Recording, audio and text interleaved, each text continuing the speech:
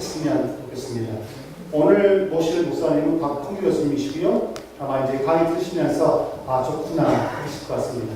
나오셔서 박수 한번 해주십시오.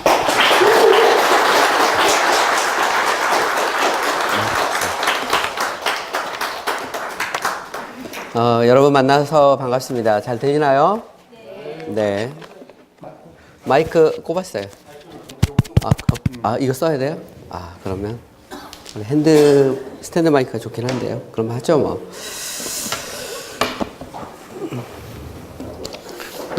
여러분들은 이제 성남교회 지도자들이시고요. 또 앞으로 교회를 이끌어 가실 그런 중추적인 역할을 맡으신 분들이라고 생각이 됩니다. 강의 부탁을 받았을 때 좀 고민을 좀 했어요. 제가 침례교회의 역사와 신학에 대해서 이야기를 할 수도 있고, 종교개혁적인 얘기도 할 수 있지만, 그래도 짧은 시간 동안 여러분들이 이제 좀 생각을 좀 정리하면 좋겠다라는 그런 차원에서, 저는 성경에 참 66권의 성경이 있지만, 그 중에서도 우리의 이제 신학과 신앙, 다시 말하면 이제 성경의 그런 교리적인 내용과 삶의 부분을 가장 집약해서 보여주는 그런 한 권의 책을 가지고 여러분과 함께 좀 집중적으로 좀 생각을 해보려고 합니다. 그게 이제 사도 바울이 썼던 이제 에베소서예요. 에베소서 그러면 이제 요즘에 모르겠습니다. 산부인과 의사들이 제일 좋아하는 책이라고도 하는데, 사도 바울이 쓴 13편, 혹은 히브리서까지 포함하면 이제 14편도 될 수 있는데, 13편의 책들이 다 주옥 같지만, 그 중에서도, 가장 집약적으로, 복음이 무엇이고, 또 교회가 무엇이고, 더 나아가서 우리는 어떻게 살아야 되고, 또 교회는 어떠해야 되는지를 가장 잘 보여주고 있는 대표적인 책이 이제 에베소서입니다. 제가 이미 사실 교환을 줬는데 교환이 책자로 만들어지지는 않으신 것 같아요. 원래 제가 이게 한 48페이지 정도 되는데 제가 교환을 넘겼는데 오늘 책자로 만들어졌으면 했는데 아마 없는 것 같아요. 안 받으셨죠? 네, 그럼 다음 주에는 좀 주면 여러분들이 좀 읽기도 하고 또 이렇게 공부도 하고 그러면 아마 강의가 훨씬 더 효과적일 거라고 생각이 됩니다.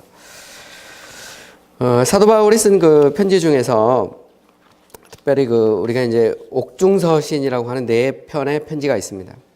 에베소서, 빌립보서, 골로새서, 빌레몬서. 그 중에서 저희는 이제 에베소서 말씀을 가지고 좀 더 생각을 해보려고 하는데요. 에베소서는 이제 사도 바울이 로마의 감옥에 있을 때 AD 한 61에서 62년 정도에 쓴 편지입니다. 우리 이제 에베소서 그러면 이제 에베소 하면 에베소는 이제 지금의 터키의 서부 해안에 있는 항구 도시의 이름입니다. 그리고 서는 편지죠. 그러니까 다시 말하면 에베소서라면 그러니까 에베소에 있는 성도들에게 보내는 편지 이렇게 이해하시면 되겠습니다. 근데 이제 우리가 성경을 읽을 때 특별히 이제 신약 성경을 우리가 읽거나 볼 때 우리는 이제 하나님의 말씀이 편지로 기록되어 있는 것을 우리가 볼 수 있어요. 특별히 이제 신약 성경은 편지들로 이루어져 있습니다. 많은 부분들이. 로마서 그러면 이제 로마에 있는 성도들에게 보내는 편지. 또 고린도전서 그러면 고린도에 있는 성도들에게 보내는 첫 번째 편지가 고린도전서고 두 번째 편지가 고린도 후서입니다. 에베소서 그러면은 에베소에 있는 성도들에게 보내는 편지. 빌립보서 그러면 이제 빌립보 사람들에게 보내는 편지. 골로새서 그러면 골로새 지역에 있는 사람들에게 보내는 편지입니다. 심지어 베드로 전 후서도 역시 마찬가지예요. 이 수신자가 명확하진 않지만 베드로가 쓴 첫 번째, 두 번째 편지입니다. 근데 이제 우리는 이런 질문을 할 수가 있어요. 왜 하나님이 하나님의 말씀을 편지를 통해서 주셨을까? 그죠? 이 땅에 편지 참 많잖아요. 그러니까 친구가 친구에게 보내는 편지도 있고, 혹은 아니면 사랑하는 남녀가 뭐 연애 편지를 쓸 수도 있습니다. 그런데 그런 그 일반적인 편지와 성경에서 나오는 이 편지의 차이가 뭘까? 우리는 성경을 하나님의 말씀이라고 그러죠. 그러니까 바울이 쓴 편지를 우리는 하나님의 말씀이라고 그럽니다. 그 말은 하나님이 사도 바울을 통해서 편지라는 양식을 통해 하나님의 말씀을 당시 교회들과 그리고 우리들에게 주신 것이죠. 그럼 왜 하나님은 편지라는 양식을 택했을까? 저는 이런 생각을 합니다. 만약에 하나님께서 소설을 통해서 이렇게 말씀을 주셨으면 어땠을까? 소설의 특징은 이제 허구죠, 허구 문학이라고 해서. 그러면 우리가 이제 성경을 읽으면서 이거 완전 소설이구나 이렇게 생각할 수도 있어요. 아니면 뭐 이렇게 수필 같은 거를 통해서도 문학 양식상 하나님이 말씀을 주셨다면 어쩌면 우리는 그냥 가볍게 그냥 수필에 읽는 것처럼 성경을 읽을 수도 있습니다. 물론 뭐 성경에는 시도 있죠, 시. 역사도 있고 시도 있고 뭐 다양한데. 그 중에서도 하나님은 특별히 신약 성경에서 편지라는 것을 통해서 자신의 말씀을 주셨어요. 그것은 편지라고 하는 것이 갖고 있는 성격 때문에 그런 것 같아요. 편지라는 것은 편지를 받는 사람들에게 진실하게 그러면서도 가장 편안하고 또 그러면서도 가장 가슴에 와닿고 쉽게 기억에 남는 그런 어떤 문학의 양식이 아닌가 생각이 돼요. 그래서 하나님이 여러 가지 양식이 있지만 그 중에서도 특별히 사도 바울을 통해서는 이렇게 편지를 통해서 말씀을 주신 것입니다. 제가 어릴 때 저희 집이 저 충남 논산에서 쌀집을 했어요. 쌀집. 그럼 쌀가마니 위에 앉아서 어릴 때 노래를 불렀습니다. 아저씨 어디 가세요? 그러면 우체부 아저씨에 대한 노래인데 뭐 왔구나 뭐 옳지 왔구나 그러면서 뭐 시집간 누나가 내일 온대요. 그런 식의 이제 우체부를 기다리는 그런 노래를 부르고 했습니다. 편지는 그리움이기도 하고 또 편지는 굉장히 좀 진솔하기도 하고 편지는 어떤 이렇게 솔직감 같은 것도 있습니다. 물론 뭐 사랑하는 남녀가 편지를 쓸 때는 과장법을 쓰기도 합니다. 상대방을 감동시키기 위해서 없는 말도 막 끄집어내고 뭐 그렇게 할 수도 있지만 어쨌든 하나님은 이 편지라는 것을 통해서 말씀을 주셨어요. 그것은 그만큼 하나님이 우리에게 친밀하게 다가왔다는 의미도 되고요. 또 다른 의미에서 하나님이 편지를 통해서 말씀을 주셨다는 것은 하나님은 편지를 쓴 사람을 통해서 말씀을 주셨다는 말입니다. 이 말은 하나님은 특별히 말씀을 주실 때 그 말씀을 기록한 사람의 어떤 문학적인 특징 혹은 아니면 그 사람의 어떤 역사적 배경 혹은 그 사람의 어떤 감성 그 모든 것을 다 사용했다는 겁니다. 그래서 우리가 에베소서를 읽어보면 우리는 에베소 속에서 사도 바울의 문학적 특징을 발견할 수도 있고요. 그 시대적 정황도 발견할 수 있고 사도 바울의 그런 아주 이 빛나는 정말 놀라운 그런 지식도 발견할 수 있고요. 또 사도 바울의 어떤 감성 같은 것도 이 안에서 읽을 수가 있어요. 그래서 우리가 뭐 바울 신학 이렇게 표현하는 것은 하나님이 바로 성경의 저자를 통해서 말씀을 주셨다는 거죠. 이것은 우리에게 굉장히 중요한 의미가 있습니다. 왜냐하면 하나님은 은혜를 주실 때 혹은 계시를 주실 때 하나님은 그 계시를 주시고 은혜를 주시는 통로인 사람 혹은 아니면 어떤 역사적 정황을 무시하지 않는다는 것입니다. 하나님은 그것을 다 사용하세요. 이 말은 무슨 얘기냐면 하나님은 사도 바울이라고 하는 한 사람을 사도로 택해서 그를 통해서 하나님의 말씀을 주셨다는 겁니다. 그것은 그 사람이 가지고 있는 교육적 배경이나 그 사람이 가지고 있는 감성이나 혹은 아니면 그 사람이 가지고 있는 문학적 어떤 특징이나 이 모든 것을 다 사용해서 하나님은 자신이 주고자 하는 말씀을 주셨다는 것입니다. 이거는 굉장히 중요한 원리가 있는데 그것은 은혜라고 하는 것은 결코 자연을 무시하는 게 아니라는 겁니다. 우리가 그런 경우가 있어요. 은혜 받았다 이렇게 말하는데 은혜 받고 나면 우리의 이성도 혹은 아니면 우리의 어떤 감성도 혹은 아니면 어떤 우리 삶의 어떤 모든 것도 다 버려야 된다라고 생각하는 경우가 참 많습니다. 그래서 대부분이 좀 이단적인 사고를 갖고 있는 사람들 아니면 뭐 그런 분들의 특징이 뭐냐면 은혜 받으면 다 버리는 거예요. 은혜 받으면 지식도 버리고 뭐 심지어는 가정도 버리고 집도 다 팔아서 바치고 막 이러는데 과연 이게 맞는 거냐 이 말이죠. 여러분 우리가 하나님을 창조주 하나님 이렇게 봐요. 창조주. 여러분 창조주라는 건 무엇입니까? 이 세상을 누가 만들었어요? 하나님이 만든 겁니다. 사람을 만드신 분이 하나님이세요. 근데 그 하나님이 자신의 역사를 이루어 가실 때 하나님은 사람의 이성도 감성도 혹은 아니면 어떤 사람들이 모여있는 공동체도 그 모든 것을 다 쓰신다는 것입니다. 그것을 통해서 하나님은 자신의 목적을 이루어 가세요. 말씀을 주실 때도 마찬가지예요. 성경을 주실 때도 하나님은 사도 바울, 베드로 뭐 이런 성경의 저자들을 사용하셔서 그들의 재능, 그들의 어떤 환경, 그들의 어떤 문학적인 어떤 특징 그 모든 것을 다 사용하신 거예요. 그래서 은혜 받았다고 하는 것은 뭐냐면 다 포기하고 다 버리는 게 아니라 내가 가지고 있던 이 모든 것을 하나님의 영광을 위해서 이렇게 쓰라는 말입니다. 이게 보면 나의 지식도 나의 어떤 재능도 뭐 나의 물질도 하나님의 영광을 위해서 바르게 이렇게 쓰라는 거지 그게 뭐 다 포기하고 다 버리라는 것이 아니라는 것이죠. 저는 우리 그리스도인이 창조성이 있어야 되는데 창조성. 여러분 이 우주와 만물을 한번 이렇게 보세요. 보시면 이게 얼마나 놀랍습니까? 심지어 지금 이제 가을이 이제 점점 깊어가고 있는데 이 가을에 이 낙엽이 지고 뭐 하는 걸 보면 얼마나 그 아름답고 놀랍습니까? 그 속에는 하나님의 그 창조성이 들어있어요. 그래서 성경에 보면 주의 손가락으로 만드신 주의 하늘거라 말할 때 그 손가락이란 말이 성령의 역사라는 말이거든요. 그러니까 이 세상을 다스리고 통치하는 분이 하나님이시고 하나님은 이 세상을 아름답게 만들어 놓으셨어요. 심지어는 여러분이 집에서 키우는 강아지도 보면 얼마나 똑똑하고 얼마나 이 영리한지 몰라요. 저희 집도 강아지를 지금 10년째 키우고 있는데 저만 가면 막 좋아가지고 어쩔 줄 몰라가지고 막 때로는 몸을 막 벌벌 떨어. 왜냐하면 너무 좋아해. 제가 가면. 왜 그렇습니까? 하나님이 그 강아지 안에도 하나님의 놀라우신 이 손길이 들어있도록 만든 거예요. 자체가. 이 말은 은혜를 받았다고 하는 것은 우리가 갖고 있는 이 창조성을 사용하라는 말이지 그 모든 것을 다 버리라는 말이 아니라는 거죠. 그것은 우리가 굉장히 깊이 생각해 봐야 될 그런 주제입니다.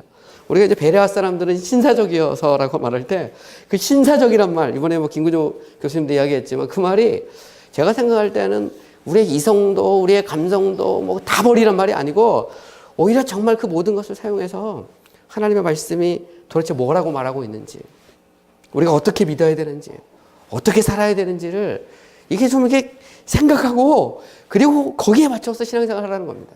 여러분 우리가 기독교는 지성적인 종교입니다. 그건 뭘 보면 할 수 있냐면 서구의 기독교 역사를 보면 어렵지 않게 알 수가 있어요. 여러분 서구의 기독교 역사를 보면 서구의 기독교는 굉장히 지성적인 그런 종교입니다. 특별히 이제 여러분들이 유럽 여행 같은 걸 이렇게 해보면 유명한 대학들, 그죠? 뭐 옥스퍼드나 캠브리지나 뭐 이런 뭐 프랑스 파리 대학 이런 유명한 뭐 하이델베르그나 이런 대학들을 가면 이렇게 다 누가 세운 거예요?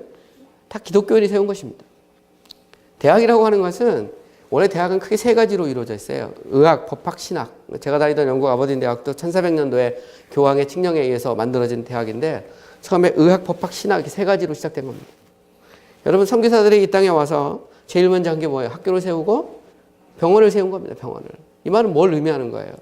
기독교는 반지성적인 것이 아니라 기독교가 들어가면 오히려 교육을 시키고 병원을 짓고 그리고 지도자를 키우고 그리고 그 사회를 책임지도록 만들었다는 거예요. 왜 그래요? 하나님이 지성도 주시고 그 모든 것을 주신 것입니다. 그 모든 것을 다 사용해서 하나님께 영광을 돌려라 이런 말이에요.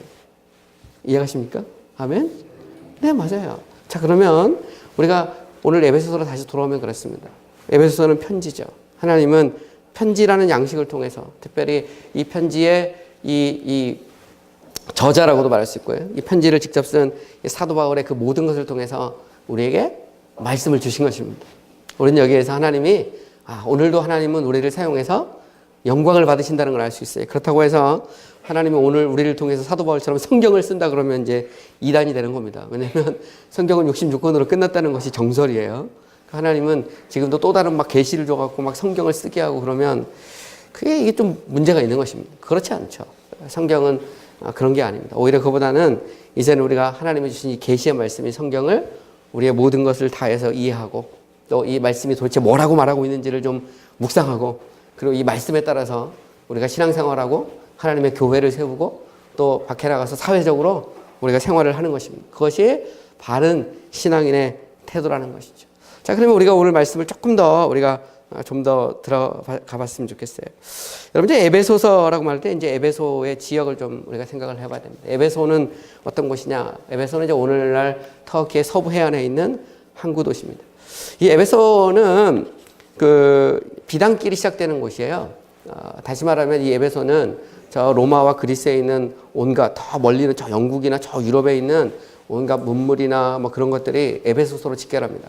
그리고 이 에베소에서 이 터키의 이 내륙 지방을 타고서 이것이 중국으로도 가고 인도로도 가고 더 멀리 가면 옛날에 보면 우리나라까지도 이렇게 내려왔어요. 그래서 그게 거대한 무역로가 시작되는 곳이 에베소입니다. 에베소는 다시 말해서 그 이 경제적인 도시입니다. 항구 도시이기도 하고 또 이 거대한 무역이 시작되는 비단길에 시작되는 곳이기 때문에 그곳은 경제적으로 볼 때 아주 부유한 곳이었어요. 그래서 그곳에는 다양한 길드, 오늘날로 말하면 다양한 기업의 조직들이 있었습니다. 그래서 그곳에는 수많은 사장님들도 많고 또 그 회사에서 일하는 직원들도 많은 곳이 바로 에베소였어요. 또한 이 에베소라고 하는 것은 정치적인 도시이기도 합니다. 로마가 여러 개의 이제 프라빈스라고 해서 지역으로 이렇게 나눠져 있는데 이곳은 이제 소아시아 지역이라고 해서 소아시아의 수도가 바로 에베소입니다. 그래서 에베소에는 로마의 그런 총독부도 그쪽에 있고요. 그리고 그곳에는 로마식 그런 건물들, 지금도 에베소를 방문하면 그곳에는 그 원형 경기장을 비롯해서 수많은 로마 시대의 그런 고대 유적들이 이렇게 남아 있어요. 그러니까 이곳은 재판이 이 재판이 또 이루어지기도 하고 또 이것은 정치적 행위가 이루어지는 그러니까 행정의 중심지이기도 했습니다. 소아시아에.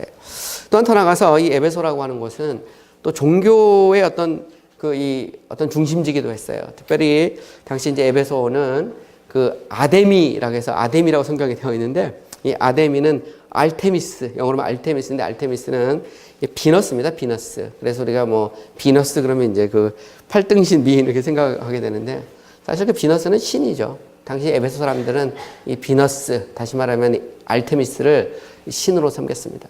그리고 이제 에베소의 이제 가장 높은 곳에는 그 거대한 신전, 아데미 신전이 세워져 있었어요. 근데 이 신전이 얼마나 컸든지 세계 그 7대 혹은 8대 불가사의 중에 하나라고 말할 만큼 거대한 신전이 세워져 있었고요. 이 신전에는 이 비너스의 신상이 금으로 만든 비너스의 신상이 큰 신상이 세워져 있었습니다. 그래서 이 에베소에 있는 사람들은 햇볕이 딱 비치잖아요. 그러면 그곳에 빛이 번쩍번쩍 빛나기 때문에 아무리 멀리 있는 곳에서도 바로 그 이 아데미의 신상을 볼 수가 있었어요. 그리고 그들을 향해서 절을 하고 또 예배를 드리고 또 이 아데미 신전에는 그 여사제가 1000명의 여사제가 있었는데 이 사람들이 이제 몸을 파는 사람들입니다. 그래서 이 사람들이 이제 그곳에서 신을 섬기고 또 저녁이 되면 에베소의 거리로 흘러 들어갑니다. 그래서 그곳에서 이제 몸을 팔면서 또 돈을 버는 그런 어떻게 보면 좀 종교적이면서도 굉장히 음란한 그런 도시기도 했습니다. 이 에베소의 이 건물, 특별히 이 아데미 신전이 엄청난 그런 기둥으로 이렇게 세워져 있는데요. 이 역사를 연구해 보면 재밌는 것은 나중에 보면 이제 콘스탄티노플 황제가 이스탄불, 지금 터키의 수도죠. 그곳에서 이 성 소피아 성당을 이렇게 만들 때 보면 이 성 소피아 성당의 기둥이 바로 이 아데미의 이 신전 있죠. 바로 이 에베소에 있는 이 신전을 뽑아다가 그걸 가지고 이제 과거에 우상에게 드렸던 이 기둥을 하나님께 드린다 그래가지고 이 성 소피아 성당 만들 때 그걸 썼어요. 그래서 지금도 성 소피아 성당 가면 바로 이 아데미의 신전에 있던 그 기둥들이 성 소피아 성당을 바치는 기둥으로 이렇게 되어 있습니다. 어떤 역사의 하나의 그런 여담이기도 하고요. 어쨌든 이 에베소라고 하는 것은 경제적으로 부유한 도시고 정치적으로 아주 굉장히 중요한 소아시아의 수도였고요. 또 종교적으로 보면은 좀 음란하고 그러면서도 혼합주의적인 양상을 띠고 있었습니다. 여기에는 또 유대인들도 상당수의 유대인들이 돈을 벌기 위해서 그곳에 살면서 회당을 짓고 신앙생활한 것으로 그렇게 알려져 있습니다. 이 에베소에 기독교 복음이 전파된 것은 이제 사도 바울이 2차 전도 여행 때 바로 이곳에 가서 복음을 전했고 그곳에서 하나님의 교회를 세웠습니다. 그리고 3차 전도 여행 때 그곳에서 3년 동안 머물러 있으면서 그곳에서 정말 열심히 전도하고 교회를 세웠기 때문에 이 에베소에 이제 교회가 만들어졌던 것이죠. 바울이 이곳에 있는 동안 큰 어려움을 겪기도 했어요. 하나님께서 은혜를 주셔서 막 교회가 성장하고 당시 이제 우상을 숭배하던 사람들이 그 우상을 버리고 기독교인이 되니까 당시 그 우상을 만들어서 팔던 사람들이 돈이 안 벌리잖아요. 그래서 성경에 은감실에 은으로 이 아데미의 신상을 만들어가지고 그것을 팔던 사람들이 이게 돈이 안 벌리니까 이 바울을 모함해가지고 모함해서 당시에 보면 그 이 에베소에 큰 이 원형 경기장 극장이 있었거든요. 대극장 한 2만 명 이상 들어가는데 그곳에서 막 사람을 모아놓고 막 선동했던 그런 장면도 성경에는 기록되어 있습니다. 어쨌든 이제 사도 바울은 이 에베소에 있는 성도들을 위해서 편지를 써요. 특별히 이제 자기의 생애가 얼마 안 남았을 때 로마의 감옥에서 사랑하는 성도들을 위해서 편지를 씁니다. 그 편지가 바로 이제 에베소예요. 에베소서죠. 우리 조금 더 이제 읽어보면 이렇게 되어 있어요. 하나님의 뜻으로 말미암아 그리스도 예수의 사도된 바울은 에베소에 있는 성도들과 그리스도 예수 안에 있는 신실한 자들에게 편지하노니. 여기 보면 바울은 이 편지를 쓰는 사람이 누구인지를 밝히고 있어요. 바로 이 편지를 쓰는 사람은 바울이죠. 근데 바울은 자기에 대해 좀 장황하게 소개를 하고 있어요. 하나님의 뜻으로 말미암아 그리스도 예수 안에서 사도된 나 바울에서 상당히 좀 길게 이렇게 설명하고 있습니다. 저도 오늘 여러분에게 말씀을 이렇게 전하지만 보통 이렇게 길게 하는 경우는 별로 없어요. 뭐 북한에 가면 이제 뭐 저 하늘의 태양이시며 뭐 불새 불출해 뭐 그러면서 옛날 김일성이나 막 할 때 보면 막 이 친구를 쫙 늘어놓지 않습니까? 뭐 그것처럼 어쨌든 사도 바울은 자기를 말할 때 하나님의 뜻으로 말미암아 그리스도 예수 안에서 사도된 바울, 이렇게 자기가 누구인지를 명확하게 밝히고 있어요. 근데 이것은 굉장히 중요한 의미를 갖고 있습니다. 특별히 사도라고 하는 말을 우리는 주목할 필요가 있는데, 사도는 예수님께서 12명의 제자를 불렀죠. 그중에 가룟 유다는 이제 예수님을 팔았고 나중에 자살로 끝나버리고, 그리고 마띠아를 집어넣어서 12명의 사도를 세웁니다. 그리고 나서 이제 이 한두 명 혹은 몇 사람의 사도를 하나님이 추가적으로 이렇게 세우는데, 그중에 한 사람이 바로 바울이죠. 그러면 이 사도는 누구냐? 사도는 예수 그리스도의 말씀을 보존하고 또 그 말씀을 해석하고 적용하는, 그리고 성경을 기록하는 것과 관련된 사람들이 바로 사도입니다. 그래서 오늘날 사도가 있느냐 그러면 기독교의 정설은 사도는 끝났다고 말합니다. 왜냐하면 성경 66권이 완성되므로 더 이상 사도가 없는 것이죠. 그래서 지금도 나는 사도고 지금도 하나님의 말씀을 받고 성경과 똑같은 권위가 있는 어떤 뭔가를 막 이야기하면 그 사람은 다 가짜입니다. 기독교에서는 그거를 인정하지를 않았어요. 그러니까 하나님의 말씀을 대체할 만한 뭔가를 막 받고 그러면 그거는 다 가짜입니다. 그거는 우리가 받아들일 수가 없어요. 여기서 사도라고 하는 것은 사도 바울이 쓴 이 편지, 바울이 쓰인 편지가 신적 권위가 있다는 의미입니다. 수많은 편지가 있지만 제가 젊었을 때 제 아내에게 쓴 연애 편지도 있지만 지금도 제 아내는 그것을 간직하고 있어요. 그렇다고 그 편지가 하나님의 말씀은 아닙니다. 그죠? 하나님의 말씀은 아니에요. 그거는 평범한 제가 정말 사랑하는 마음으로 제 아내에게 약간 뻥을 좀 집어넣어가지고 그대가 없는 세상은 곧 죽음이다 이러면서 막 썼는데 그걸 지금도 가슴에 품고 있습니다. 어쨌든 그걸 우리가 하나님의 말씀이라고 하진 않아요. 근데 성경은 하나님의 말씀이에요. 왜 그렇습니까? 사도가 기록하기 때문에 하나님이 특별히 선택해서 하나님의 말씀을 기록하게 하신 사도, 특별히 바울이 쓴 겁니다. 그리고 하나님은 이 성경을 기록할 때 바울의 모든 것을 다 활용하셔서 성령의 감동으로 하나님이 원하시는 말씀을 정확하게 기록하게 하신 것입니다. 자, 그리고 나서 오늘 본문을 좀 더 보면 바울은 자기가 사도된 게 자기의 뜻대로 된 게 아니라고 말하죠. 하나님의 뜻으로 말미암아 그리스도 예수의 사도됐다 이렇게 말하죠. 바울이 언제 사도가 됐습니까? 그가 이 다메섹 도상에 예수 믿는 사람들을 핍박하러 올라가다가 그는 부활하신 그리스도를 만나게 되죠. 그리고 그곳에서 이방인의 사도로 부르심을 받습니다.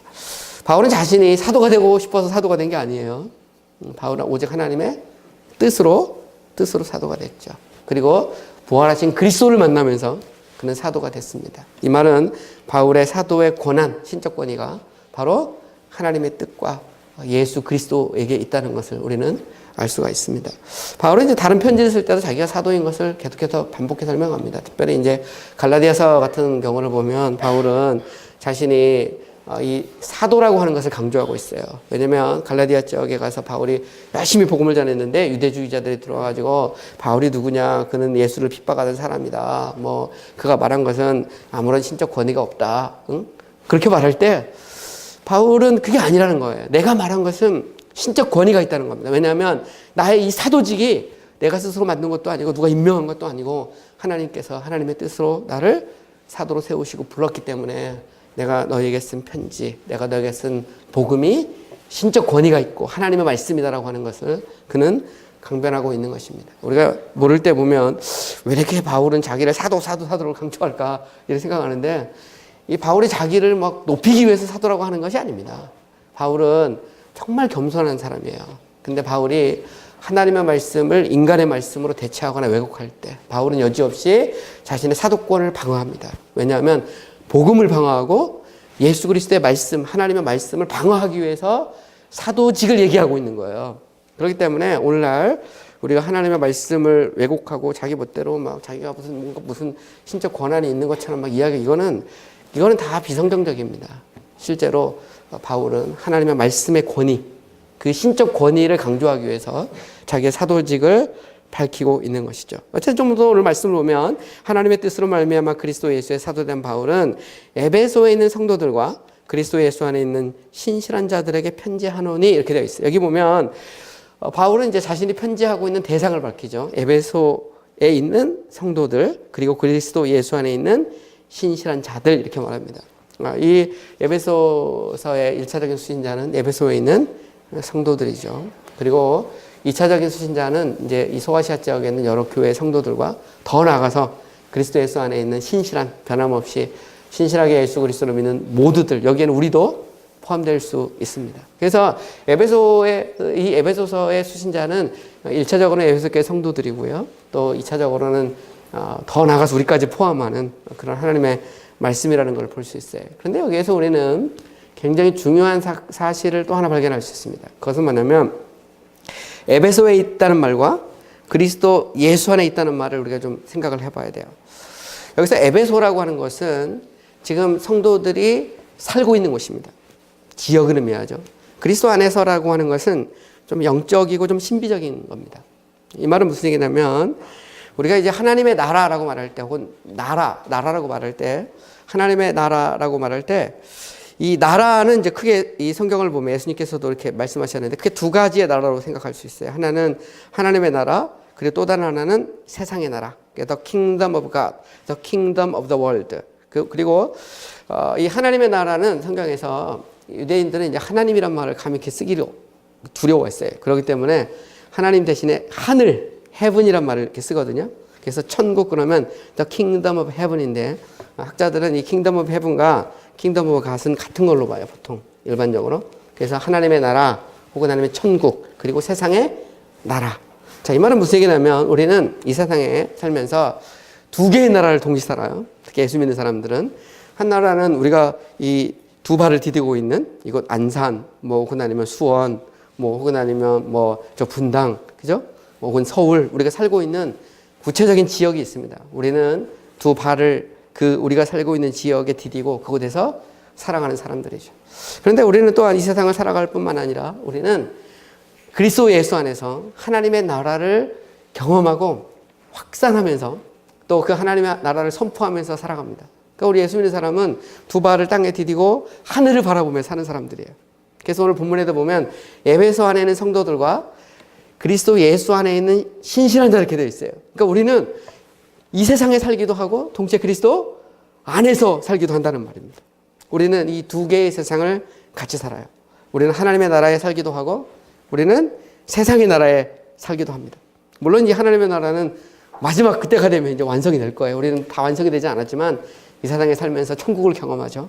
우리는 예수 그리스도로 말미암아 성령의 역사로 말미암아 천국을 경험하며 이 땅을 살아가는 겁니다. 근데 여기에서 아주 중요한 것이 있어요. 그것은 뭐냐면 우리가 이 세상에 살면서 우리의 관심을 너무 세상에 둬서 하나님의 나라를 다 잊어버리면 우리는 세속적인 그리스도인 아니면 세상 사람이 됩니다.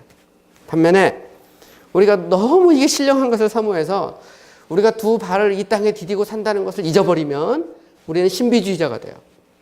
우리는 신령한지는 모르지만 세상이 어떻게 돌아가는지 아무것도 모르게 된다 이 말입니다. 무슨 얘기 이해가세요?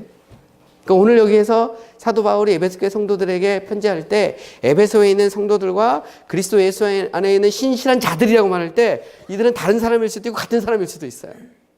이 말은 두 발을 에베소 안에 디디고 살면서 그리스도 예수 안에서 하나님의 나라를 경험하고 누리고 확장해가는 이 성도들에게 내가 편지를 쓴다 이런 의미일 수도 있다는 말입니다. 우리 예수 믿는 사람의 정체성은 그거예요. 우리는 은혜 받고 믿음으로 살아갑니다. 그러면서 우리는 이 세상에 살고 있다는 사실을 잊어버리면 안 된다는 거죠. 여러분들이 아무리 막 믿음이 좋고 막 할렐루야 그런다고 해서 여러분들이 직장 가서 그곳에서 엉망으로 살아버리면 누가 그 사람을 인정하겠습니까? 여러분들이 정말 주야 하고 맨날 막 외치면서 집에 가면 막 완전히 막 집은 난장판이고 애들은 애들대로 막 그렇게 있고 그러면 이게 과연 이게 제대로 된 신앙생활이냐는 것이죠. 그게 아니라는 것입니다. 이 말은 우리는 세상 속에서 하나님의 나라를 선포하고 확장해가는 사람이지 세상과 분리된 삶을 사는 사람들은 아니라는 거예요. 이게 굉장히 중요한 원리입니다. 여러분 얼마 전에 이 TV에서 또 나왔는데 요즘에 뭐 한참 막 신옥주라 해서 이제 요즘 뭐 굉장히 문제가 되지 않습니까? 그럼 이제 분당 이쪽에서 제 친구의 어머니도 거기에 빠져가지고 자기 재산 다 팔아가지고 그냥 완전히 어디에요? 어디 이상한 섬으로 들어가 버리고 막 그랬는데 근데 이게 바른 신앙이 아니라는 거예요, 그거는. 그죠?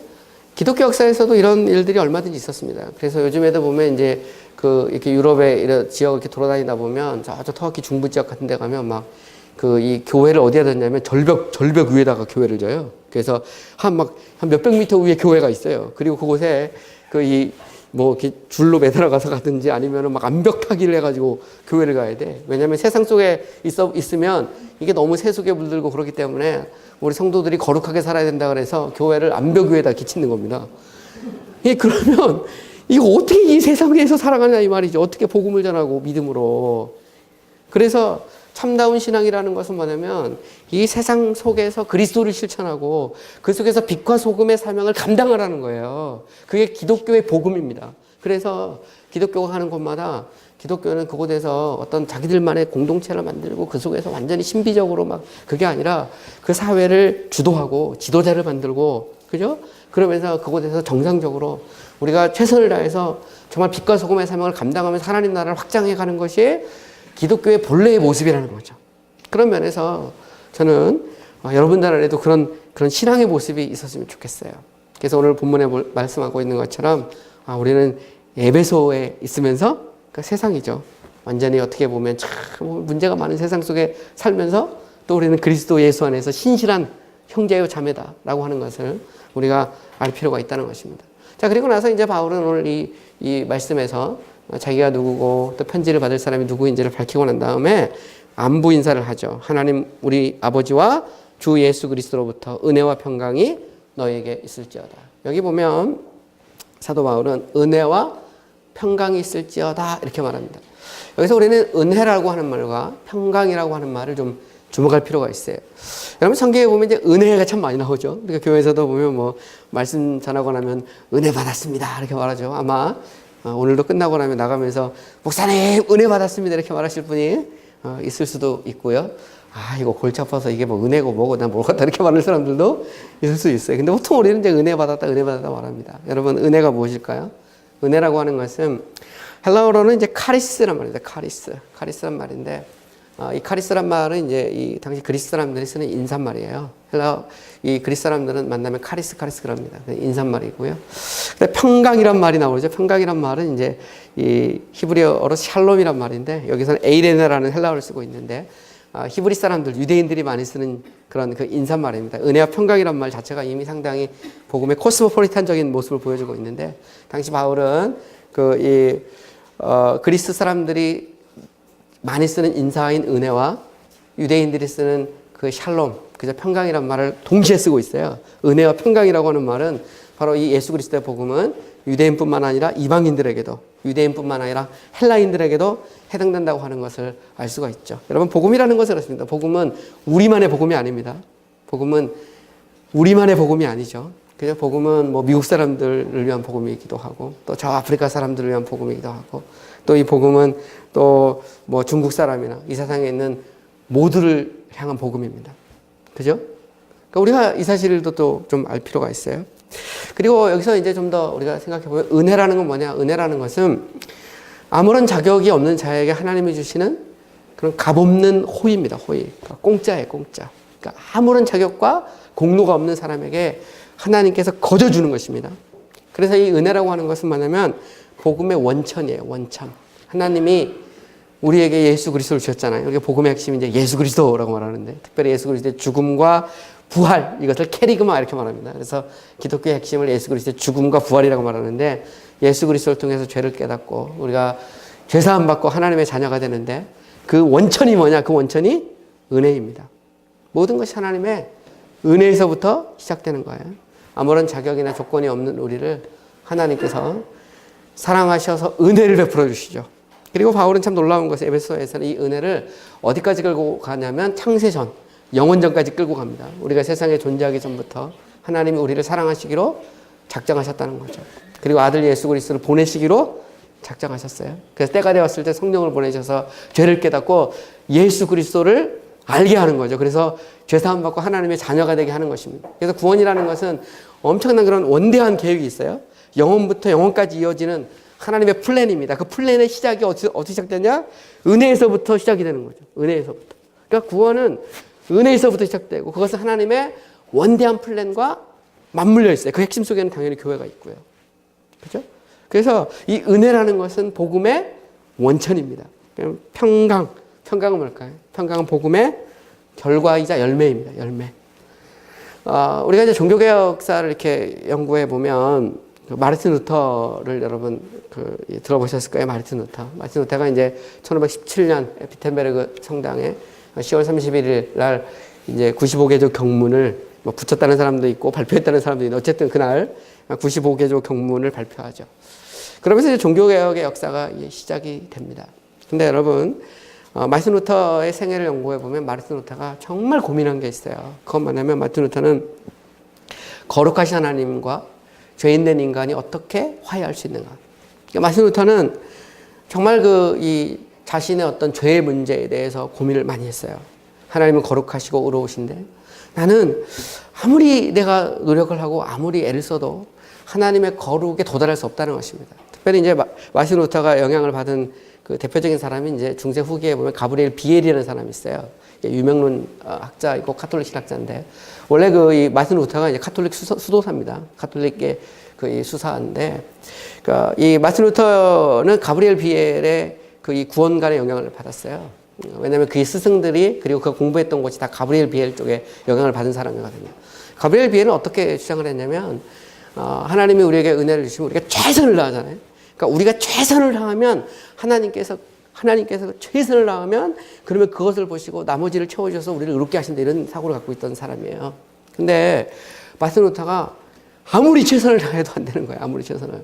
특별히 그가 이제 원래 어거스틴 수도원의 수도사였는데 그곳에서 그 어거스틴 수도회는 하루에 7번씩 예배를 드리고 기도를 드립니다. 그 사람들은 기도를 드리는데 이 몸에 이제 성수라고 해서 이 홀리워터 그러니까 물을 뿌리고 그리고 기도를 해요. 그리고 마지막 끝날 때는 시편 찬송을 부릅니다. 그걸 하루에 7번, 8번씩 반복하는 것이 어거스틴 수도예요. 그리고 또 마음에 어떤 이상한 생각이나 뭐 이렇게 그런 게 들어오면 막 사람의 몸에 자해를 합니다. 이렇게 채찍질을 해서 막 상처를 내고 하는 그런 좀 극단적인 그런 수도원이었거든요. 근데 마르틴 루터는 아무리 이 기도를 하고 시편 찬송을 부르고 몸에 이렇게 자해를 하고 또 심지어는 그가 이제 로마에 가서 예수님이 직접 십자가에 올라가신 그곳을 이 무릎을 이렇게 하고 피를 흘리면서 올라가도 그 안에 영혼의 자유가 없는 거예요. 내가 어떻게 거룩하신 하나님과 화해할 수 있을까? 특별히 로마서 1장 17절에 보면 의인은 믿음으로 하며 산다고 할 때 믿음이 눈에 들어오는 것이 아니라 의라고 하는 것이 계속 눈에 들어오는 거죠. 그러니까 사람이 무슨 생각을 하느냐에 따라서 성경도 보면 눈에 이렇게 들어와요. 자꾸 귀신만 생각하면 성경에 귀신만 들어옵니다. 이게 보면 진짜라니까요. 하나님의 의를 생각하면 이게 하나님의 의만 이렇게 눈에 들어오게 돼 있어요. 여러분 한번 생각해 보세요. 보통 사람들이 자동차를 살 때 평상시에는 자동차에 대해서 전혀 생각 안 합니다. 근데 자동차를 딱 살려고 그러잖아요. 그러면 옆에 지나가는 차가 막 보이기 시작해요. 저거는 뭐고, 저거는 가격이 얼마고, 저거는 뭐고. 그러니까 사람이 관심을 가지면 보입니다. 그죠? 주택이라는 것도 그래. 주택도 보면 보통 때는 지나다니다 보면 관심이 없어요. 그런데 내가 집을 살려고 딱 마음을 먹잖아요. 내가 안산에 있는 저 상록수역에 아파트를 하나 사야 되겠다 딱 마음 먹으면 지나갈 때마다 그게 보이는 겁니다. 저걸 살까, 요걸 살까, 이렇게. 그것처럼 사람의 관심이 이게 쏠리게 되어 있어요. 그래서 사실은 우리가 성경을 읽을 때도 참 하나님의 말씀 그 자체로 받아야지, 이걸 우리가 자꾸 어느 한쪽으로 보기 시작하잖아요. 그러면 이게 그대로 갑니다. 여호와 증인들이나 이런 사람들 한번 보세요. 그 사람들 성경 갖고 얘기하는데 쫙 꿰틀거든요. 근데 그쪽으로 쫙 꿰틀어 나가는데 실제로 보면 성경의 문맥이라든가 역사적 정확이라든가 이게 하나도 안 맞아요. 근데 모르는 사람이 보면 게 다 맞는 것처럼 보입니다. 실제로 맞는 것처럼 보여요. 왜 그럴까요? 그 관점에 성경을 계속 보는 거예요. 실제로 성경이 무엇이라고 말하는 거에 따라 보지 않는 거죠. 루터도 마찬가지입니다. 그가 가브리엘 비엘의 영향을 받고 그 신학의 영향을 받으니까 하나님의 의나 이런 걸 보이고 뭐 어떤 노력이나 행실 이런 거 막 보이는데 이게 믿음으로 말미암아 의롭다 일컬을 받는 그 믿음이 잘 안 보이는 거죠. 그런데 그가 시편을 강해하고 로마서를 강해하고 히브리서를 강해하고 그리고 갈라디아서를 강해하면서 그가 서서히 깨닫기 시작하는 거예요. 아, 인간은 자신의 노력이나 공로로 구원받을 수 있는 게 아니구나. 죄인된 인간은 거룩하신 하나님과 우리의 노력으로 화해할 수 있는 것이 아니구나. 오직 예수 그리스도를 믿음으로 말미암아 값없이 거저 받는 것이구나 하는 것을 그가 깨닫게 되는 거죠. 그리고 그 사실을 깨달았을 때 그는 새로운 세상을 내가 만난 것 같았다 그런 고백을 합니다. 여러분 어떻습니까? 여러분이 처음 주를 만났을 때 여러분 안에 어떤 감격과 감동이 있었습니까? 나 같은 죄인 살리신 주 은혜 놀라워. 그 감동이 어디서부터 오는 것입니까? 그죠? 여기서 보면 사도 바울은 은혜와 평강이 너에게 있을지어다 이렇게 말할 때 바로 그 복음의 원천이 은혜이고 그 결과가 평강이라는 사실을 유대인이나 헬라인이나 관계없이 명확하게 선포하고 있는 거예요. 그죠? 그래서 저는 여러분들 안에도 이 은혜와 평강이 차고 넘치기를 주님의 이름으로 축원합니다. 근데 이 은혜와 평강은 어디서부터 오는 걸까요? 오늘 본문 잘 보시면 하나님 우리 아버지와 주 예수 그리스도로부터 이렇게 되어 있어요. 여기 보면 두 가지 원천을 이야기합니다. 하나는 하나님 우리 아버지고요. 또 다른 하나는 주 예수 그리스도입니다. 여기서 우리는 하나님이란 말과 예수 그리스도란 말을 우리가 좀 주목할 필요가 있어요. 이 은혜와 평강은 하나님과 주 예수 그리스도로부터 온다고 그랬어요. 여기서 이 하나님과 그리스도라고 할 때 이 and 그리고 이 굉장히 중요한 말입니다. 헬라어로 보면 이게 이제 카이란 말이고 라틴어로 에트란 말인데 이거는 동격이란 말이에요. 동격. 하나님과 그리스도는 동격이라. 이거는 엄청난 선언입니다. 사실은. 당시 유대인들의 사고 속에서 예수는 33살의 젊은 나이에 이상한 신흥 종교를 하나 퍼뜨리다가 죽은 사람입니다. 그 사람들이 볼 때. 그죠? 근데 그 예수의 제자들이 그의 시체를 몰래 훔치거나 아니면 어떻게 이상하게 해가지고 예수가 부활했다 그러면서 헛소리를 하고 다니는 거거든요. 근데 사도 바울은 뭐라고 말하냐면 이 은혜와 평강은 하나님 우리 아버지와 주 예수 그리스도로부터 온다 해서 예수와 하나님을 동격으로 봅니다. 이 말은 무슨 얘기일까요? 예수 그리스도는 본질상 하나님과 동등되다는 것입니다. 동등돼요. 그렇다고 해서 하나님이 예수 그리스도가 아닙니다. 예수 그리스도가 하나님이 아니에요. 잘못 생각하면 하나님이 그리스도가 되셨다 이렇게 말하면 잘못하면 이단됩니다. 이거 양태론이거든요. 성부 하나님은 성자 예수님이 되질 않아요. 삼일체의 신학에서는 성부와 성자와 성령은 영원부터 계십니다. 그러면서도 한 분이에요. 본질상 한 분이고 위격상 성부와 성자와 성령은 위격상 구분됩니다. 그러면서도 본질상 하나님은 한 분이세요. 한 분. 이게 정통신학에서 얘기하는 겁니다. 그래서 하나님은 성부와 성자와 성령으로 존재하시죠. 예수 그리스도는 영원부터 계신 성자가 사람의 몸을 입고 오신 것입니다. 물론 본질상 하나님이니까 하나님이 성육신하신 것이죠. 그렇게 표현할 수 있어요. 그러나 그럼에도 불구하고 성부가 성자가 됐다 이렇게 말하면 그건 양태론입니다. 그건 이단이 되는 거예요. 왜냐하면 성부는 성자가 되지 않습니다. 영원부터 성부와 성자와 성령은 한 본질로 그렇지만 새 위격으로 존재하시죠. 그래서 아들 예수 그리스도는 영원부터 아들로 존재하십니다. 성령은 영원부터 성령으로 존재하세요. 그러니까 성부가 성자가 되지 못하고 성자가 성령이 되지 못하고 성령이 성부나 성자가 되지 못합니다. 정통신학에서 하나님은 한 분 하나님이시죠. 우리가 트리니티라는 말은 트리유니타스 이런 말이거든요. 그러니까 본질상 한 분이고 육격상 세 분이다. 이게 정통신학입니다. 물론 그걸 인간의 논리와 사고로 다 이해할 수가 없어요. 그런데 성경은 계속해서 그 사실을 보여주죠. 예수님은 나와 아버지는 한 분이다 라고 하는 것을 명확하게 요한복음 10장에서도 선언하셨죠. 그분은 영원부터 계신 하나님이 말씀이 되신 것입니다. 그죠? 그때의 영원부터 계신 하나님이라는 것은 본질적인 측면을 말하는 것이고 또 육격적인 측면에서는 성부와 구분되는 것입니다. 이게 좀 어려운 신학적인 내용이지만 정리할 필요가 있어요. 왜냐하면 이게 잘못되면 자꾸 우리가 이제 양태론적인 사고를 갖게 됩니다. 그러면 마치 성부 하나님이 성자 예수님이 된 것처럼 이렇게 주장하잖아요. 그러면 여러분들이 원튼 원치 않든 정통 기독교에서 보면 그건 이단입니다. 그건 삼위일체가 잘못되면 문제가 생기는 거예요. 자기도 모르게 그거는 자체가. 어쨌든 여기서도 보면 하나님 우리 아버지와 주 예수 그리스도로부터 할 때 성부와 성자는 동격이다 이 말이에요. 동격이다. 그러니까 2000년 전에 그 이 유대 땅 베들레헴에서 아기 예수로 태어나신 그리스도는 참 하나님이다.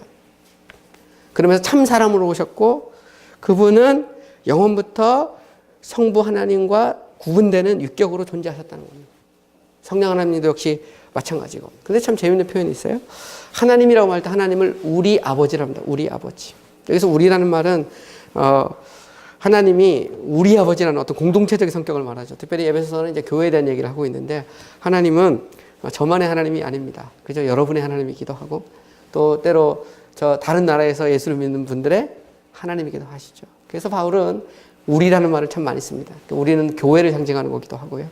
또 그리스도 안에 있는 성도들 모두를 의미하기도 합니다. 어쨌든 여기 보면 하나님 우리 아버지라고 할 때 참 이 아버지라고 하는 말도 참 놀라운 말이죠. 그죠? 우리가 예수 믿고 우리는 원수되었던 우리가 하나님의 자녀가 됩니다. 그리고 하나님을 아바, 아버지 이렇게 부르죠. 아바 아버지일 때 아바라는 말은 아빠라는 의미로도 뭐 번역이 될 수 있지만 원래 그 아람어에서 아바라는 말은 my father라는 말입니다. 그래서 아비에서 그 히브리어로 나오는 말인데 어쨌든 아바 아버지라는 말은 나의 아버지, 아버지라고 부르게 됐다는 말이에요.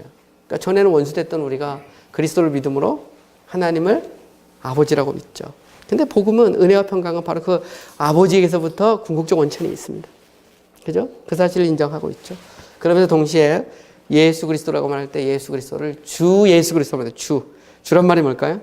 주는 말 그대로 로드입니다. 헬라어로 큐리어스란 말인데 주라는 말은 하나님에게 쓰는 표현입니다. 예수 그리스도가 곧 하나님이라는 말이죠. 본질상. 그런데 그러니까 유대 땅 베들레헴에서 태어나고 십자가에 죽으신 그리스도는 바로 주라는 거예요. 주. 하나님이라는 거죠. 그러면서 그분이 그 성부 하나님과 동격이라는 거예요. 그리고 복음은 바로 그 두 원천에서부터 시작됐다는 것입니다. 이걸 우리가 조금 더 어려운 말로 복음이라는 것은 성부 하나님과 성자 예수님의 언약의 관계 속에서 창세전에 그죠? 하나님의 구원의 놀라운 경륜 속에서 맺어진 거라는 겁니다. 그 결과가 복음으로 드러난 거죠.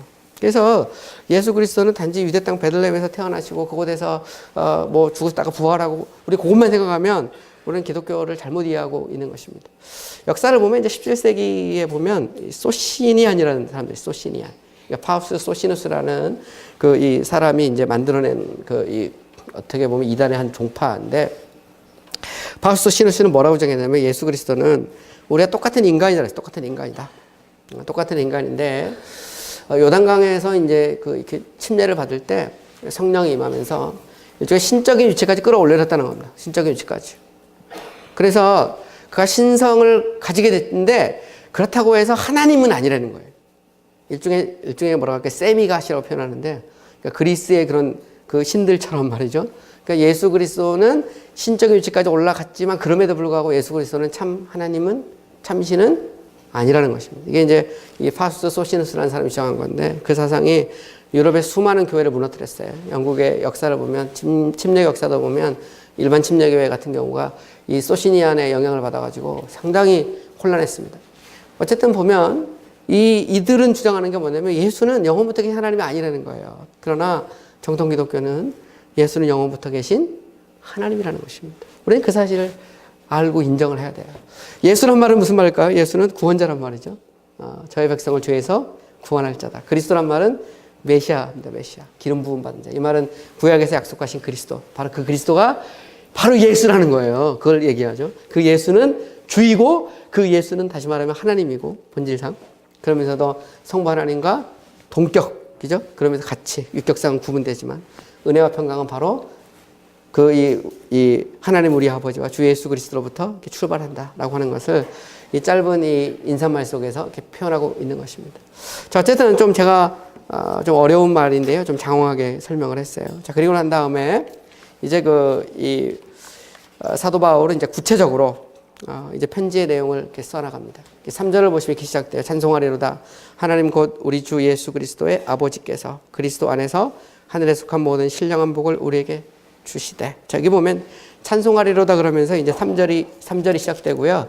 그리고 조금 더 쭉 내려와 보면 15절에 가면 바울의 기도가 시작돼요. 바울의 기도. 근데 이 편지의 구성을 잘 보면 인사말을 하고 나서 바울이 찬송을 합니다. 하나님의 이름을 높이고 찬미해요. 근데 이게 3절에서부터 어디까지 가냐면 14절까지 갑니다. 근데 이게 한 문장으로 돼 있어요. 한 문장. 그러니까 전체가 다 찬송입니다.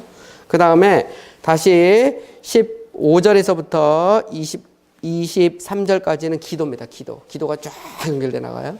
그래서 바울은 자신의 생애 마지막 정말 중요한 순간에 사랑하는 성도들에게 제일 먼저 두 가지를 보여줍니다. 하나는 찬송이고요. 하나는 기도예요. 기도. 이건 뭘 의미합니까? 우리 그리스도인들의 삶에 있어서 가장 중요한 두 가지 요소. 그것은 하나님의 이름을 높이고 또 우리가 기도하는 것입니다. 이것이 우리 성도들이 가지고 있어야 될 두 가지의 모습이죠. 그래서 우리는 하나님의 이름을 높이고 찬미합니다. 그러면서 또 우리는 동시에 우리의 연약함을 고백하고 하나님께 기도하죠. 우리의 부족함도 아뢰고 하나님 이것도 좀 채워주시고 하나님 오늘도 우리에게 이렇게 은혜를 베풀어 주세요 라고 우리는 이 간구하고 기도합니다. 그래서 우리 그리스도의 삶의 두 가지는 가장 핵심은 뭐냐면 하나님을 찬미하고 기도하는 것이죠. 이 짧은 편지 안에 이 두 가지 내용이 이렇게 들어있어요. 사실은 조금 더 우리가 내용을 살펴보면 이 3절에서부터 이 14절까지 내용에서 바울은 교회가 무엇인지에 대해서 상당히 자세히 설명합니다. 다시 말하면 좀 교리적인 내용이 이 안에 나오고 있어요. 그리고 난 다음에 다시 이제 기도를 합니다. 기도라는 건 뭐냐면 바울은 항상 그렇습니다. 바울의 이렇게 가르침을 보면 먼저 교훈을 주고 기도를 해요. 그러니까 영어로 표현하면 instruction and prayer라 그러는데 이 성경을 이렇게 특별히 바울 서신을 이렇게 읽어보면 바울은 진리를 가르치고 나면 다시 기도를 합니다. 그 기도는 뭐냐면 그 진리를 깨닫게 해달라고, 그 진리가 성도들의 삶에서 적용돼서 열매 맺게 해달라고 기도를 해요. 이 말은 우리의 기도의 내용이 어떻게 돼야 되는지도 좀 우리가 배울 수도 있죠. 그죠? 그러니까 바울은 말씀만 팍 전하고 끝나는 사람이 아닙니다. 바울은 골방에 들어가서 사랑하는 성도들이 그 말씀을 오늘 들었는데 그 말씀이 깨달아지고 삶 속에서 열매를 맺도록 기도하는 사람이에요. 그 모습이 이 에베소서에 보면 계속 반복돼요. 그래서 교훈을 주면 기도하고, 교훈을 주고 기도하고, 이 내용이 반복돼 나갑니다. 그래서 이게 쌍을 이루는 걸 볼 수 있어요. 이것은 우리에게 또 다른 아주 중요한 교훈을 가르쳐 줍니다. 제가 처음에 이런 얘기를 했어요. 에베소서는 1장부터 3장까지는 상당히 교리적인 내용이고요. 4장부터 6장까지 실천적인 내용이라고 했어요. 다시 또 에베소 1장을 보면 인사, 그 다음에 교리적인 내용, 그 다음에 기도 이렇게 나와 있어요. 이 말은 무슨 얘기냐면 바울 서신 항상 보면 진리를 얘기하면 실천이 나와요. 실천이. 이 말은 가르치고 나면 실천은 끝나는 게 아니고 항상 바울 서신을 읽어보면 바울 서신은 진리를 가르치면 그 진리를 어떻게 실천할지를 같이 얘기합니다. 이 말은 이론과 실천이 같이 가는 거예요. 이걸 우리가 다른 말로 신앙과 행습, 믿음과 실천이 같이 가는 것입니다. 이 실천이 이루어지기 위해서 기도하는 거예요. 계속 기도하는 겁니다. 하나님의 말씀이 우리의 심령에 뿌리가 박혀져서 열매를 맺도록 기도하고 있는 것입니다. 이 말은 우리가 진리도 바라야 되지만 실천도 중요한 거예요. 이 두 가지가 같이 이루어져야 됩니다. 우리가 개중에 보면 이런 분들이 있어요. 야, 이거 뭐 저 신학교 가면 무슨 소용이냐. 머리만 커져가지고 말이지. 목회라는 것은 무릎으로 하는 것이다 그러는데 한편으로 맞고 또 다른 한편으로는 틀린 말일 수도 있습니다. 우리는 진리를 바로 알아야 돼요. 바로. 그러면서 우리는 삶 속에서 실천이 있어야 되죠. 그죠?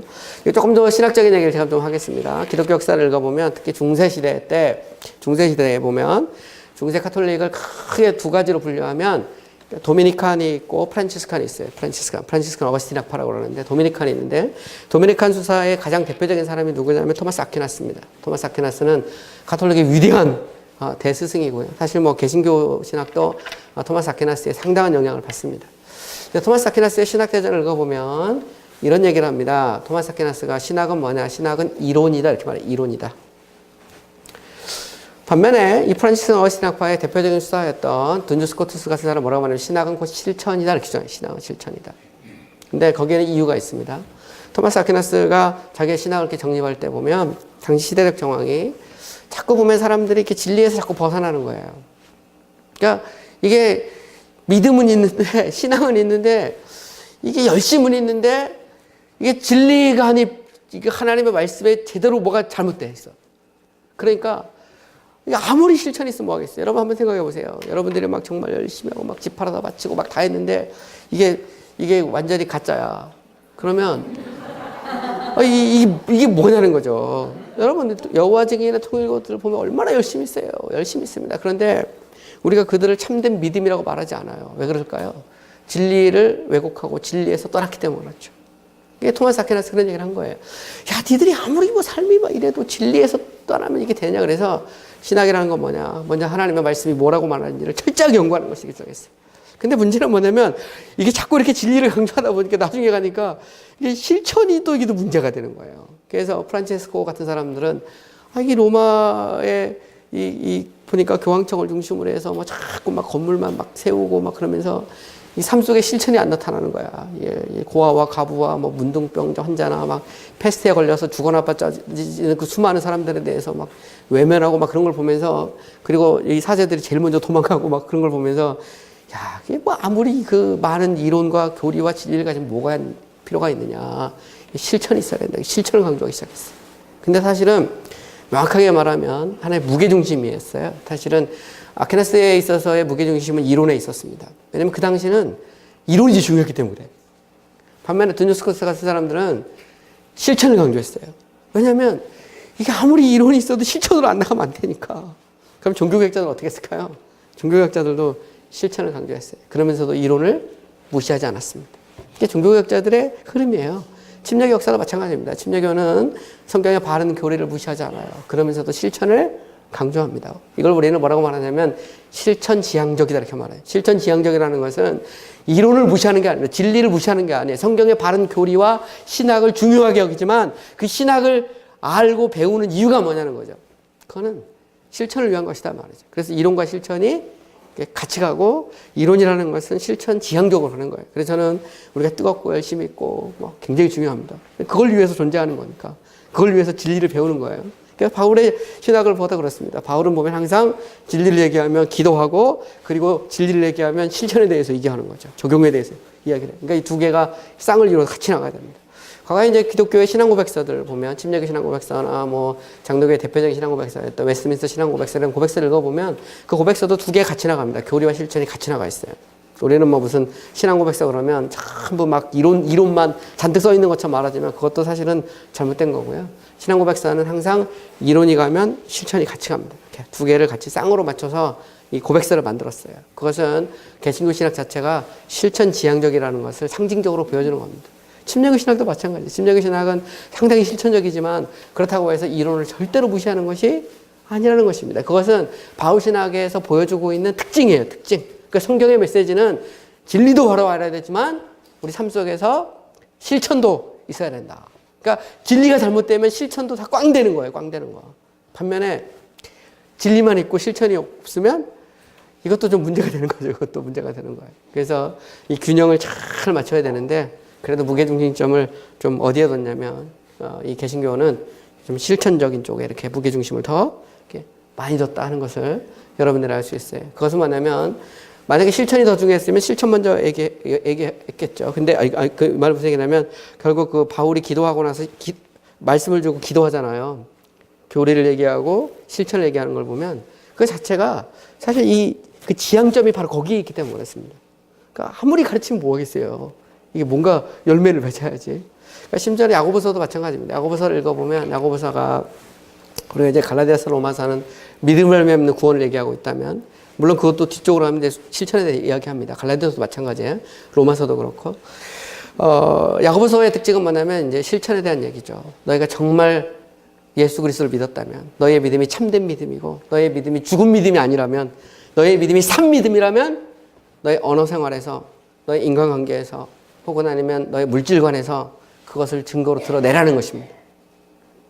그렇지 않으면 가짜라는 거예요. 너의 믿음이 진짜 참된 믿음이라면 요한일서 똑같아요. 요한일서도 읽어보면 요한일서도 구조가 자체가 그렇습니다. 요한일서도 너희 안에 참된 믿음이 있다면 정말 그리스도의 사랑을 받았으면 너희가 그 사랑을 실천하라는 것입니다. 그죠? 이게 기독교의 특징이에요. 기독교는 참 지성도 중요하고 실천도 중요합니다.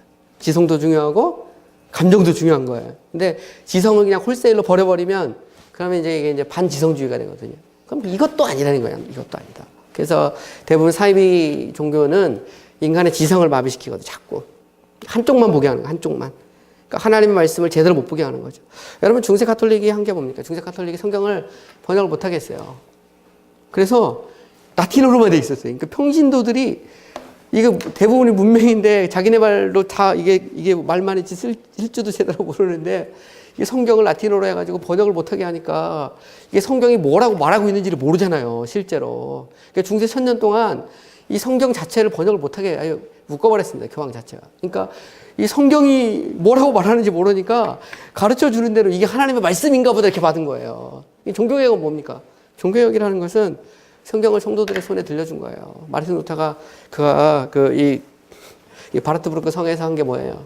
성경을 독일어로 번역한 겁니다. 그래서 독일 백성들의 손에 도대체 하나님의 말씀이 뭐라고 말하는지를 들려준 거예요.